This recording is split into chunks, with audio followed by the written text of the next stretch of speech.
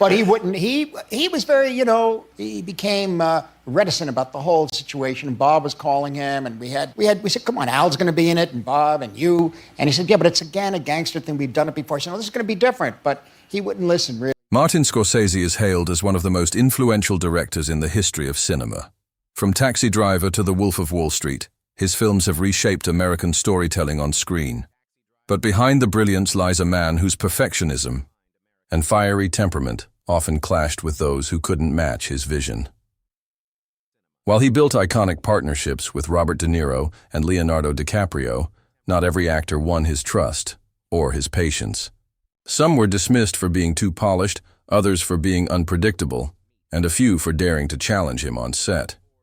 As Scorsese himself once remarked, cinema is about what's inside the frame and what's left outside. For 6 actors, what ended up outside the frame was his approval, and it cost them more than they ever imagined. Few creative battles in Scorsese's career were as surprising or as ironic as his tension with Mark Wahlberg during the filming of The Departed in 2006. What began as a collaboration quickly spiraled into a clash of wills. Wahlberg admitted years later that he never wanted the role in the first place. Marty was so excited when he called me about the film, Wahlberg recalled. I told him flat out, I'm not doing it. He eventually agreed, but with hesitation, unimpressed with the script and convinced he wasn't right for the part. Scorsese, however, insisted Wahlberg had the raw edge and street toughness that the role of Sergeant Dignam required. Yet from the very beginning, the two men disagreed on nearly everything. Wahlberg pushed for improvisation, wanting to unleash his Boston attitude, while Scorsese demanded restraint. A crew member later remembered, Marty kept telling him, less, but everything about that character screamed, more. The tension boiled over in several profanity-laced scenes, where takes stretched endlessly as Scorsese insisted on subtlety while Wahlberg drove toward speed, volume, and pure intensity. Their disputes weren't only creative. At one point, Scorsese pressed Wahlberg to change his haircut to better fit the film, but Wahlberg, filming Invincible at the same time, bluntly refused. I don't give a F. Ironically, the constant tug-of-war produced what many consider Wahlberg's career-defining performance. His portrayal earned him his first and only Oscar nomination, shocking even Scorsese, who had expected Leonardo DiCaprio or Matt Damon to take the honors. Still, the feud left scars. Wahlberg was never considered for Scorsese's later films, including Shutter Island and The Wolf of Wall Street. The director later told NYU students, "Sometimes an actor gives you what audiences want, not what the character needs." Many believe the comment was aimed directly at Wahlberg. Though Wahlberg has praised Scorsese in public and even suggested a sequel to The Departed, the two never reunited. Their fight, while never devolving into public hostility, became a paradox, a partnership so turbulent that it created one of Wahlberg's greatest performances, yet ensured they would never work together again.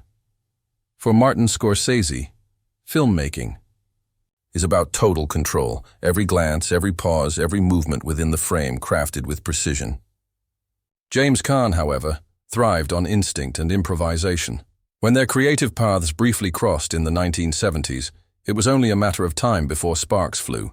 Fresh off his star-making turn as Sonny Corleone in The Godfather, 1972, Caan carried a volatile energy that seemed perfect for a project Scorsese was developing. Italian-American, a raw exploration of life in New York's Little Italy. Scorsese later admitted, "There was something dangerous about Jimmy. He had the authenticity I wanted, but his ideas clashed with mine completely."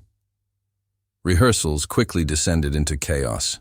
Caan began rewriting lines on the spot, tossing aside dialogue to insert his own. To Scorsese, this was nothing short of sabotage.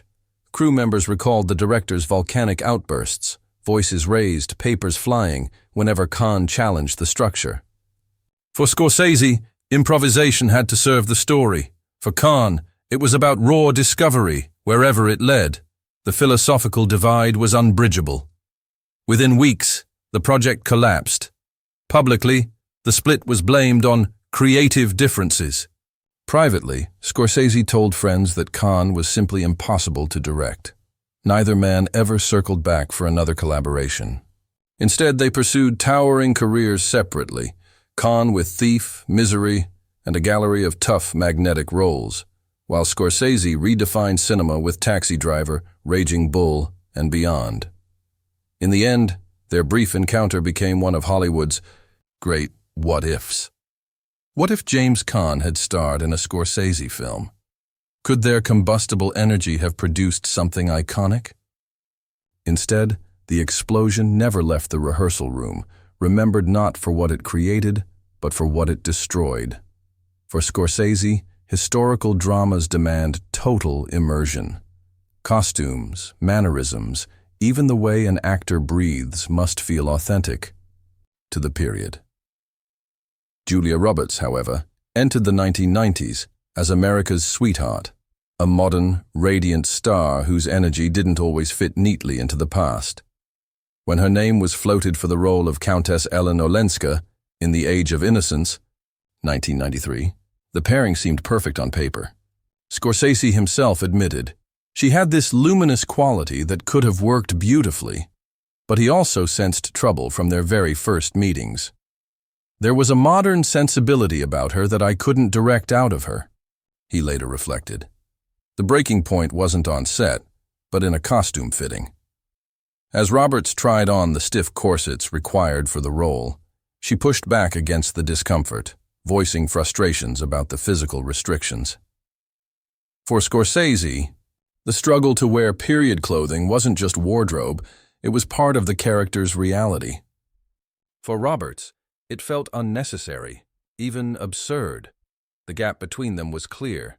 Scorsese demanded complete surrender to authenticity, while Roberts sought to bring her contemporary charm to the part. Ultimately, the role went to Michelle Pfeiffer, whose performance earned critical acclaim and fit seamlessly into Scorsese's vision.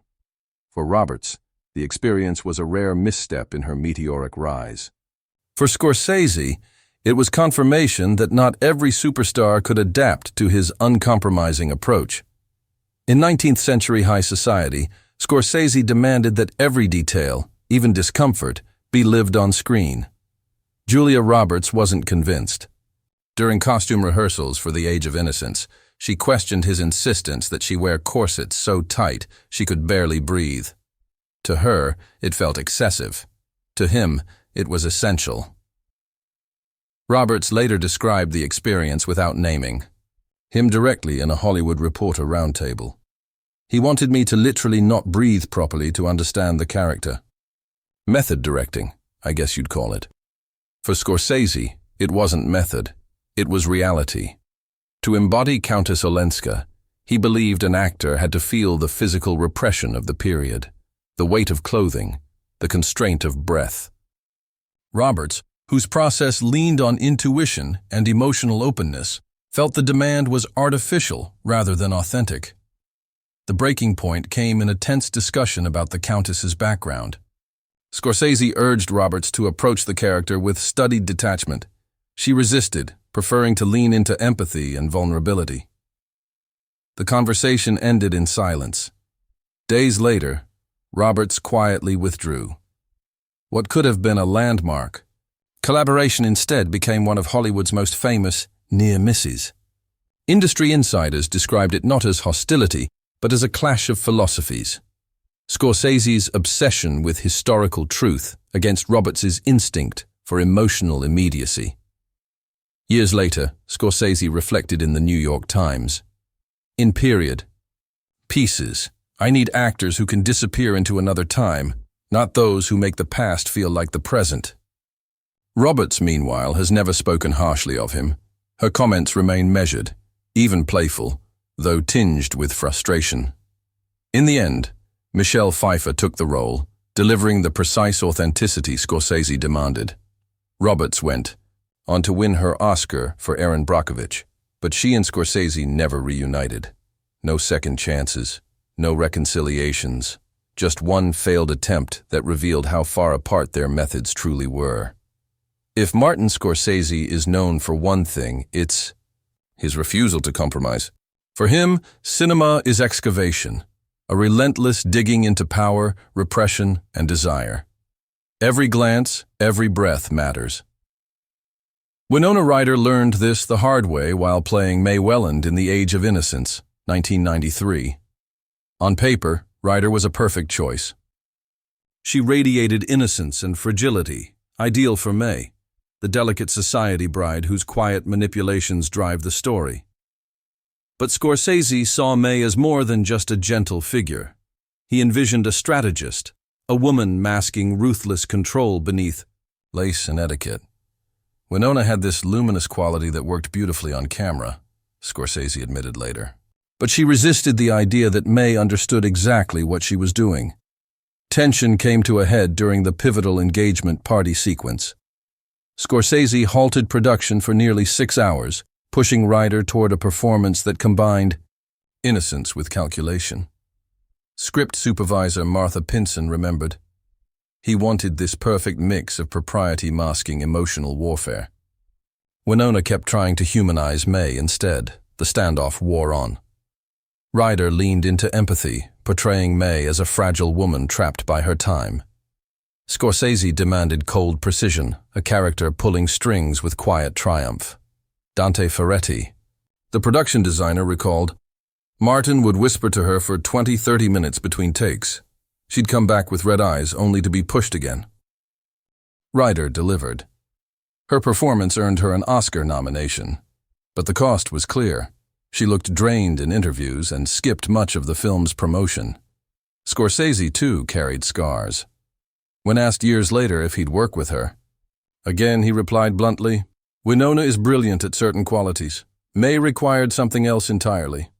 Ryder has never spoken badly of him, though she once alluded to directors who confuse suffering with depth, a remark many took as a nod to her Age of Innocence experience. The silence since has been telling. Despite her continued success, she was never invited back into Scorsese's orbit. As he once confided to designer Sandy Powell, sometimes the process of reaching a great performance is so difficult that you can't imagine repeating it, even when the result works on screen. Their collaboration produced art, but it also destroyed trust. For Scorsese, film is a symphony. Every shot, every pause, every gesture conducted with precision. Improvisation exists, but only inside boundaries he defines. Jim Carrey, by contrast, has always thrived in chaos. His genius lies in spontaneity, in turning unpredictability into electricity. By the late 1990s, Scorsese was developing a long-gestating biopic about Howard Hughes, which would eventually become The Aviator. For a time, Jim Carrey was attached to play Hughes. Scorsese believed Carrey's manic brilliance could capture the eccentric genius of the aviation tycoon. Jim had this energy that could bring Hughes's brilliance to life, Scorsese told Premiere magazine. But it had to be channeled very specifically. That channeling quickly became the problem. During a character workshop in Scorsese's New York office, Carrey arrived with bold transformations, voices, improvisations, physical quirks, experimenting wildly with Hughes across different stages of his life. At first, the display was dazzling. But as the minutes passed, Scorsese grew colder, more withdrawn. Production designer Dante Ferretti, who witnessed the meeting, recalled, At first it was fireworks, but the more Jim pushed, the more Marty shut down. It was like they were speaking different languages. The two men admired each other's talent, but their processes were irreconcilable. For Carrey, freedom meant chaos. For Scorsese, freedom meant precision. Eventually, Carrey departed the project, and the role went to Leonardo DiCaprio. Carrey never disparaged Scorsese, later calling him a genius of control. But the missed collaboration became another Hollywood what-if. Could Carrey's unpredictability have brought a darker Hughes to life? Or would it have unraveled Scorsese's meticulously structured vision? In the end, the partnership never happened, leaving behind only stories of an electric meeting that ended in silence. The breaking point, as one insider remembered, came down to dialogue. Jim Carrey wanted freedom, to rewrite lines, to experiment. to discover moments in real time. Martin Scorsese, on the other hand, demanded precision. To him, every word mattered. Every pause carried weight. Improvisation, he felt, was chaos. Afterward, Scorsese reportedly told his producing partner, Barbara DeFina, "There are two kinds of brilliance in acting. Jim's is undeniable, but it's not compatible with my process." Carrey never lashed out publicly. Instead, years later in a 2015 interview, he reflected with quiet acceptance. Sometimes the greatest gift is a door that remains closed. For him, it was an acknowledgement that not every collaboration is meant to be, no matter how much talent exists on both sides. The project stalled. Carrey moved on to Bruce Almighty. Scorsese reimagined The Aviator with Leonardo DiCaprio, whose discipline and control fit perfectly into his vision. The rest, of course, became Hollywood history, and yet the clash between Scorsese and Carrey lingers as one of Hollywood's most intriguing what-ifs. It wasn't ego, it wasn't insult, it was philosophy. Scorsese needed actors to fully surrender to his world, while Carrey built universes of his own. Respectful but distant, their paths never crossed again. Scorsese has praised Carrey as a unique artist, while making clear his films require actors who can be completely consumed by his vision. For Carrey, the silence has always been answer enough. Neither man betrayed the other. They simply couldn't bend.